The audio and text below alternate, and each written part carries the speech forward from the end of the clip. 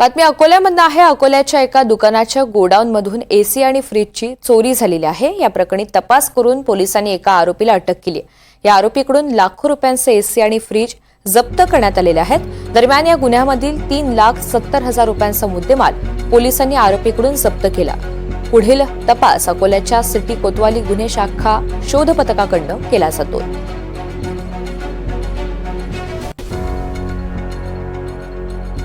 काल रोजी कोतवाली पोलीस ठाण्यामध्ये अग्रवाल एंटरप्राइज यांनी तक्रार दिली की त्यांच्या गोडाऊनमध्ये 2 LG फ्रीज आणि 7 LG फ्रीज असे चोरून नेल्याची तक्रार दिली। त्या अनुषंगाने पहिल्यांदा गुन्हा रजिस्टर केल्यानंतर DB प्रमुख अश्विन शिरसाट त्या पथकाने तांत्रिकदृष्ट्या माहितगार लोकांच्याकडून माहिती मिळवली। आरोपीची माहिती मिळाल्यानंतर आरोपीला ताब्यात घेतले। आरोपीच्या ताब्यात घेऊन त्याच्याकडून काही मुद्देमाल हस्तगत केला। आज रोजी कोर्टात त्याला हजर केलेले आरोपीकडून सर्व मुद्देमाल हस्तगत करण्यात आलेला आहे।